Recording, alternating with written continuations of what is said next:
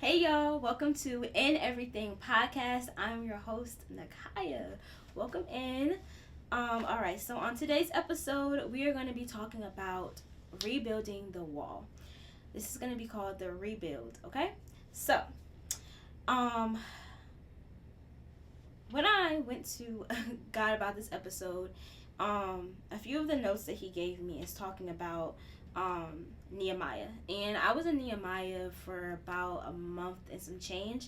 I honestly slacked a lot, but Nehemiah, the book of Nehemiah is about rebuilding the wall.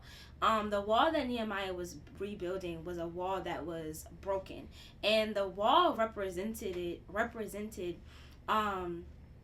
covenant. It represented a boundary, and it represented like their safety. So there was a breach in their safety, there was a breach in boundaries, and it also heavily had a lot to do with the relationship with God.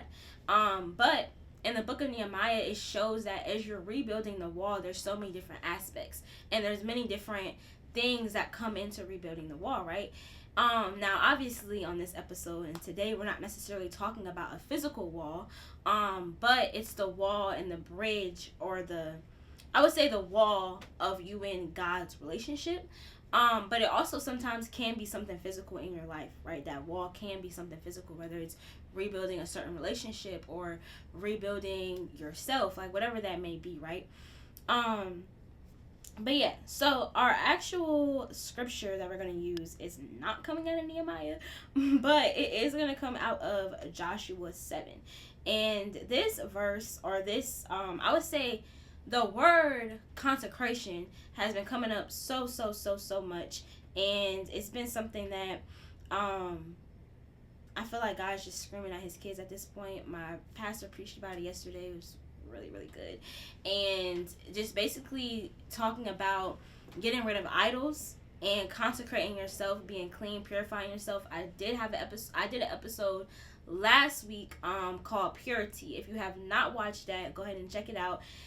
It's really good, and basically just talking about purity in the Lord's eyes and what that means, what that looks like in this time. So the word consecrate has been coming up a lot, and you know what, I'm gonna go ahead and just look up a definition really fast.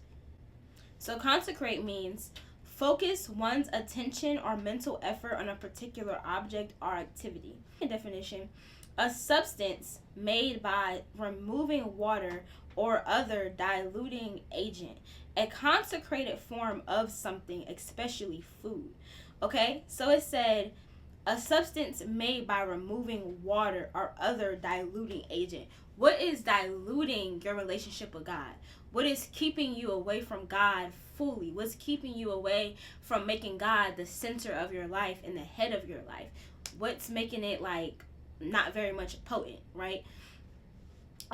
That's what it means to consecrate yourself, to remove yourself from anything that's not pushing you closer to God, and to remove anything from you, whether it's like whatever it is that's keeping you away from stepping fully into God's presence. Okay, so the verse is Joshua 7:13. Okay, get up, command the people to purify themselves in preparation for tomorrow.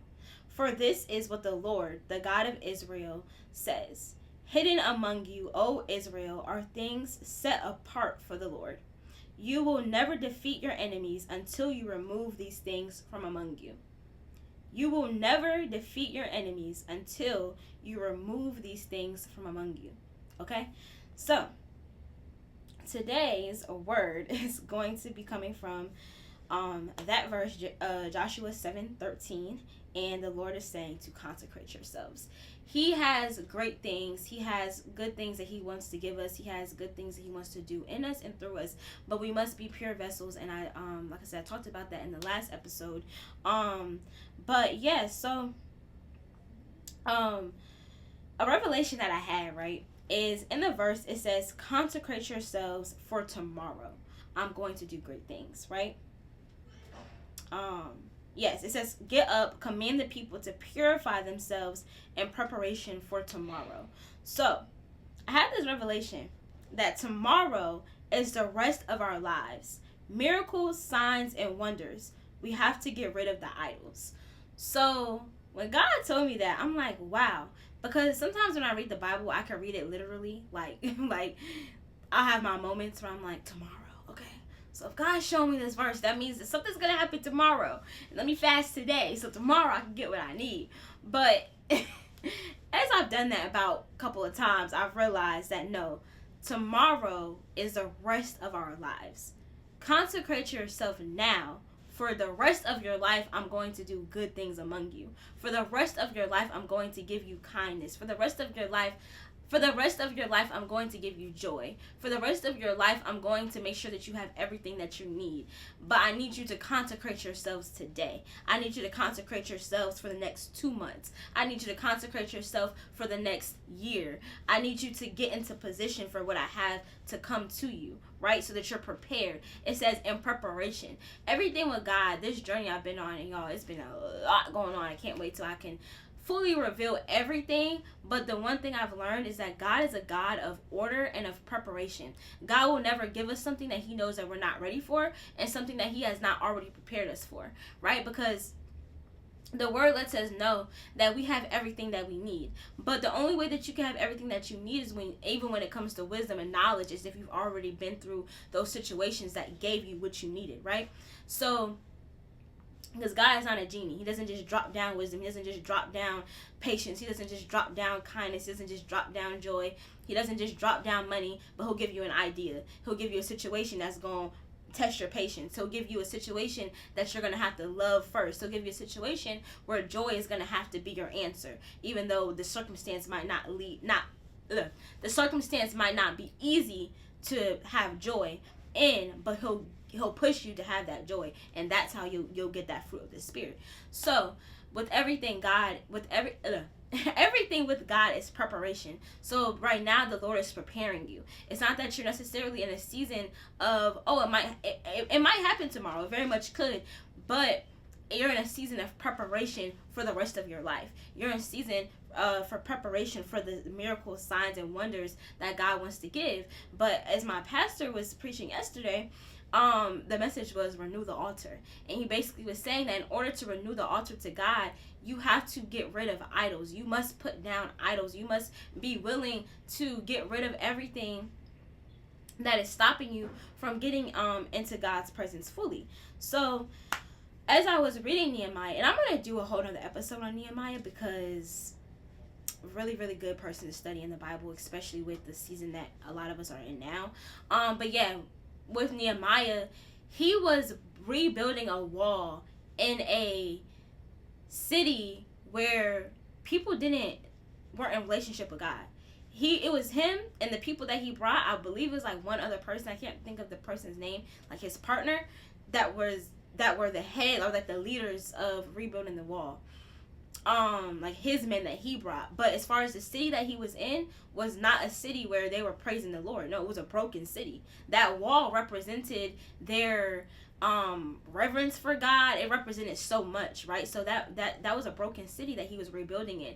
But he had to be pure in that city. He didn't take money from the people. He didn't take taxes from the people. He didn't drink and eat with the people, or like with the higher ups in that city. So like the city officials and the government and stuff like that. He kept himself very much like, no, I'm here for an assignment. I'm here for the work of the Lord, and I'm going to keep myself pure. So to consecrate yourselves is in preparation of whatever assignment or whatever it is that God is going to be giving to you or bringing you into, because we're not always going to be in situations where we're only around Christians. We're only around people who keep God in the center of their life. No, God's going to send us out to people who don't know him, people who struggle with different things, people who don't necessarily have clean hands. You know, none of us really got clean hands, but y'all get what I'm saying. But you have to be consecrated to the level where you can sustain being in that environment, to where they cannot contaminate or dilute your relationship with God.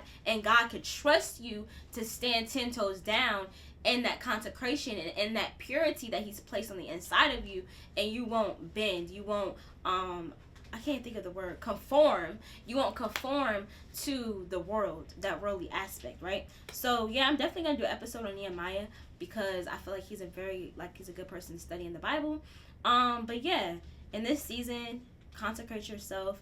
And it doesn't mean like you have to necessarily fast every day. I used to think that's what it meant, but no, consecration literally just means like, okay, I'm not going to be for me, I'm gonna tell y'all, for me, something I struggle with is scrolling on YouTube and the music that's on behind them shorts getting in my spirit. Sexy Red be getting in my spirit, okay? And the Lord said no more. So that's something that I have to consecrate myself from, because that is leading to different things that are worldly, different things that are pulling me away from purity, pulling me away from holiness, pulling me away from God. Now God goes to put me into a certain environment, and then here I am like, okay, no, God needs to know that his people are not gonna that his people are gonna stand 10 toes down no matter where he sends us, because the world is getting crazy, right? So yes, consecrate yourself for tomorrow. I will do great wonders among you. And consecrate yourselves in preparation for the rest of your life in this new thing that God's about to bring you into. Yeah, this is a quick episode, but I love y'all. And remember that in this podcast, we are not just hearers of the word, but we are doers of the word. So go out there and live out the word. I love y'all. See y'all next time. Bye.